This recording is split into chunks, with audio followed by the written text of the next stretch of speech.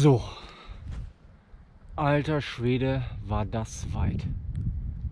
Gleich wird es dunkel und ich hier noch am Rumeiern. Guten Morgen. Oh. Letzter Tag Padjelanta.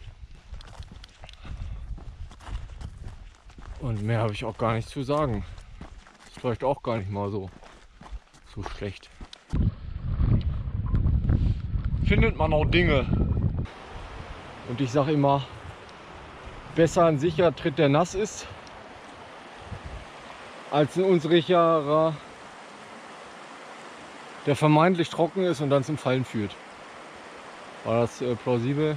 Ja, egal. Man kann ganz deutlich an der Wegbeschaffenheit erkennen, wie relevant ein Weg für eine Kommune, Region, wie auch immer ist.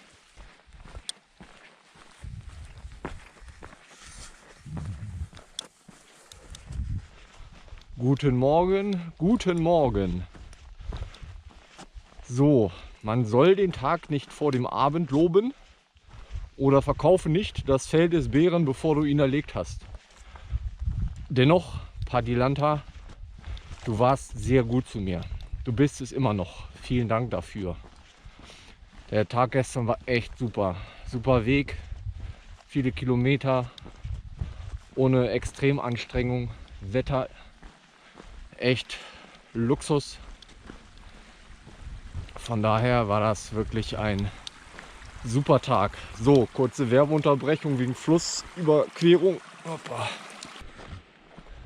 Du fühlst dich gut unterhalten und hast Freude dabei, meine Videos anzuschauen? Dann lass doch gerne ein Abo da. Da freue ich mich drüber. Danke dir.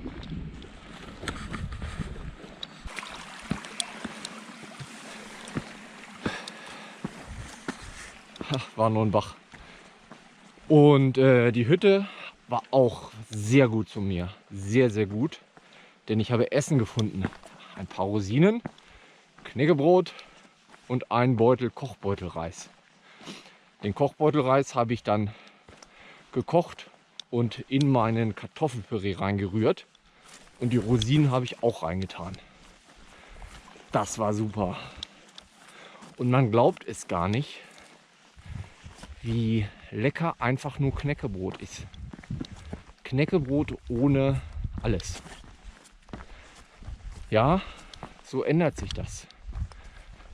Da wird das ganz Schlichte wird total super, wenn man erstmal dem ganzen lauten Feuerwerk an bunten Dingern der Welt entkommen ist. So, also Padjelanta, super. Bringen wir es heute auch so schön zu Ende.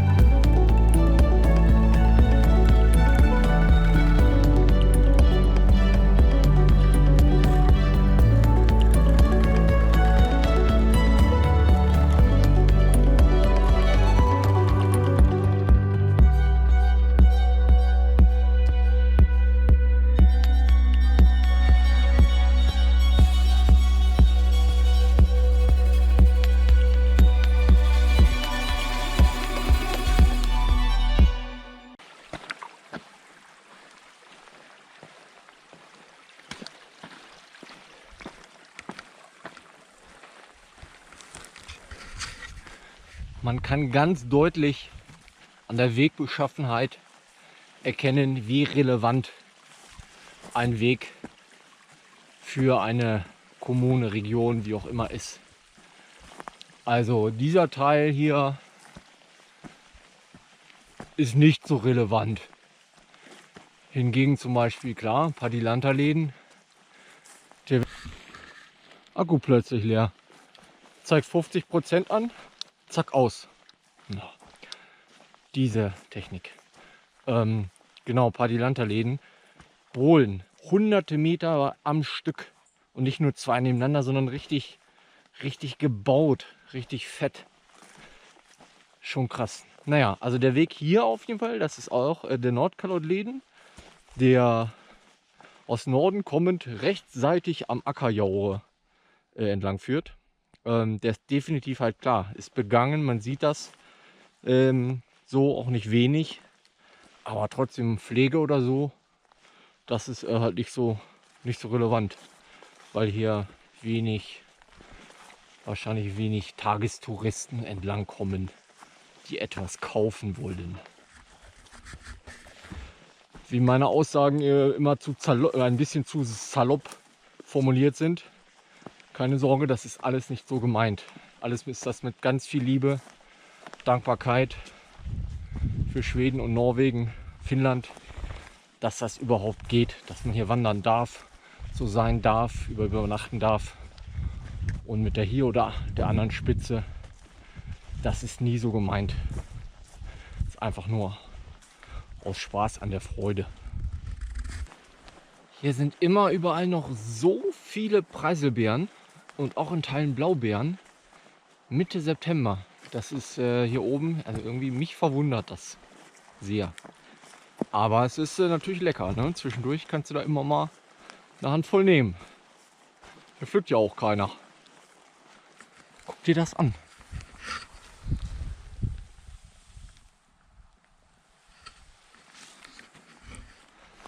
Super, alles super. Dachte eben, schon fast Tagesziel erreicht. Aber dann total verzettelt. Hier laufen irgendwie so ein paar Wege zusammen und die Streckenführung ist so komisch. Erst geht es ewig in eine Richtung und dann fast parallel wieder zurück. Und das habe ich irgendwie, weil halt auch hier null Markierungen sind, verpasst.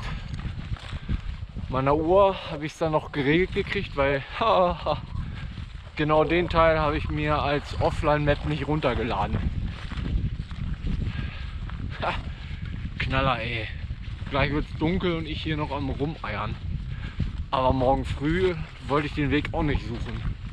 Wollte ich einfach los. Aber zum Glück, ich muss wahrscheinlich noch irgendwo über den Fluss, aber Weg ist richtig, Richtung stimmt. Wichtigste. So, da ist das gute Ding.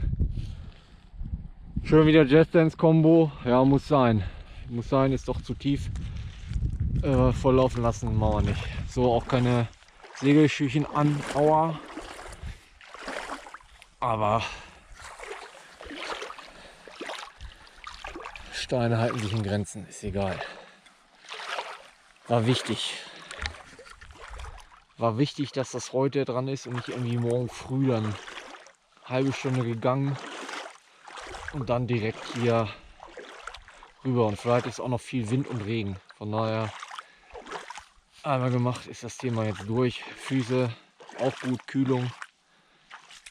Ja, haben wir's. Danke für gar nichts.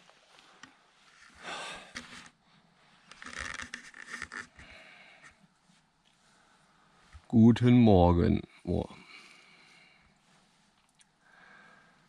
Ja, so ist das manchmal morgens.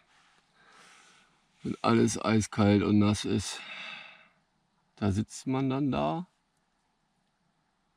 und fängt nicht an und steigt nicht aus dem Schlafsack aus. Obwohl es nichts ändert, wenn man wartet. Man bleibt so lange sitzen, bis irgendwann dieser, ja, was ist das, Klick kommt. Dass man sich bewegt und aus dem Schlafsack steigt und irgendwie anfängt mit was auch immer. Oh, heute ist hart, ey. Zelt ist klitschnass. 3 Grad vielleicht, 2. Oh.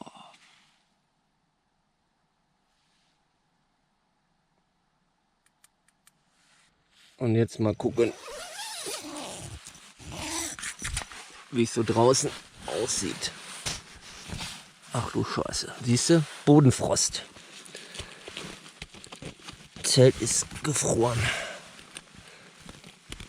Oh Mann. Reißverschluss eingefroren. Das hatte ich auch noch nicht, ey.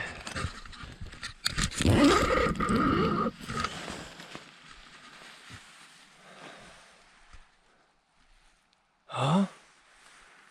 Hier und da blauer Himmel. Aber kalt. Alter Schwede. Oh, das hätten sie doch mal sagen können. Ja, guten Morgen, die zweite. Jetzt geht's ans Zelt trocken reiben. Und da habe ich natürlich auch wieder ein mega Gadget dabei. Also zum einen hier meine dünnen Handschuhe. Und da ziehe ich so einen super Spülhandschuh drüber. Weil da frieren die sowas von die Finger ab, wenn du da wie Eiswasser mit dem Waschlappen Lappen runterreibst. Und das Gute aus ist, diese Kombo, die kannst du auch beim Wandern anziehen. Wenn es eiskalt regnet, ist ideal. Also letztes Jahr hatte ich ja die gefütterten Gummihandschuhe, die waren ein bisschen zu groß und hatte man nicht so ein gutes Fingergefühl drin. Aber diese Kombo jetzt, variabel, perfekt. Ja, hat dann doch geklappt.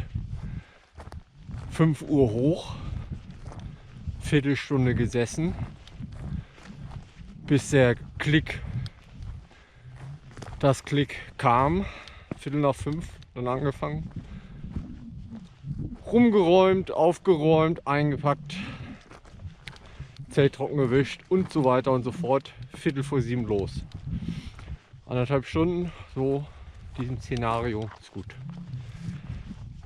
Aber nasse Socken, nasse Schuhe, bleibt kalt.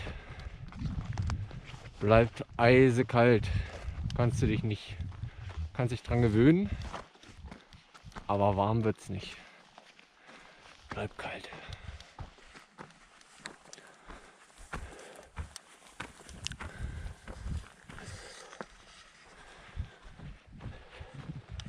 Wenn man querfeld eingeht oder den Weg verliert oder beides,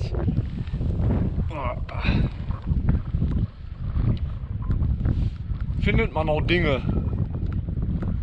Schätzungsweise so 3-4 Kilo. Nee, kein Souvenir. Kein Souvenir. Zu schwer. Zu schwer.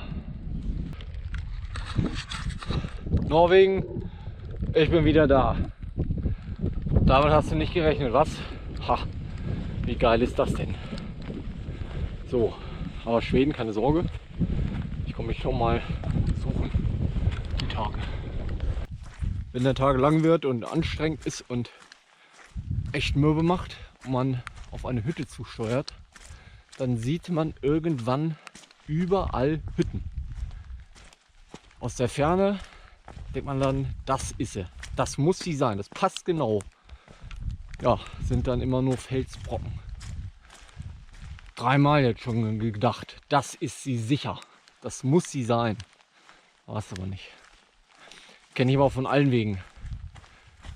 Wenn man auf dem Borisläden immer Windschütze, im Wald, irgendwann hinter jedem Baum war er. Hinter jedem Baum, an jedem See. Nee, war er nicht. War er nicht, war er nicht. Oder auch irgendwann denkt man, man muss doch jetzt mal Menschen sehen. Dann sieht man überall Menschen, obwohl da keine sind. Also zu sehr fortgeschrittener Wanderzeit, anstrengungsmäßig entsprechend. Also nicht grundsätzlich. Also ich sehe keine Menschen, wo keine sind. Meistens. Der Abschnitt jetzt Richtung Hütte Reuß-Watten, der macht richtig mürbe. Huiuiui. Ich bin verwöhnt vom Partylanterläden, ey. Ja, es geht immer einen Berg hoch, runter ins Tal, über den Fluss und wieder hoch. Und das andauernd. Geschweige denn, Weg gibt es eher nicht. Hier und da mal ein Steinmännchen. Da ist man ohne Navigation ganz schön, wäre man aufgeschmissen. Also müsste man ordentlich was tun. Beziehungsweise einfach mit Kompass die Richtung halten, geht auch. Aber oh echt, meine Beine sind Lutscher. Aber halten durch, deswegen super Beine. Super Beine, super Knie, super Füße.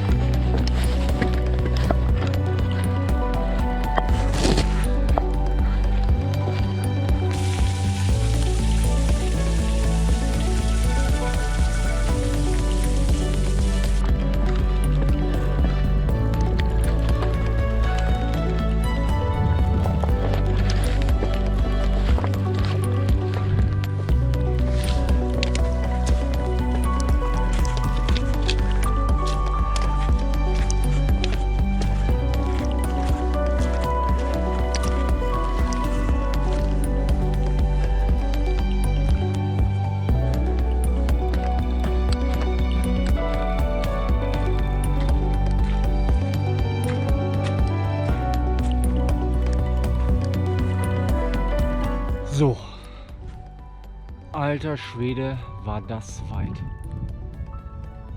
Echt eine Nuss, ey. Eine Nuss zu gehen. Das ist jetzt die Superbude. Reuswatten. Und das rechte Häuschen ist die Sauna, die ich schon dreimal gesehen hatte, aber nur Felsen waren. Das andere ist das Haupthaus. Eieiei, ey. Oh, musst du gehen. Wenn du her willst, musst du das gehen. Also ich bin sehr froh jetzt. Wenn ich jetzt noch Haferflocken finde. Boah, Party. Party, Party, Party.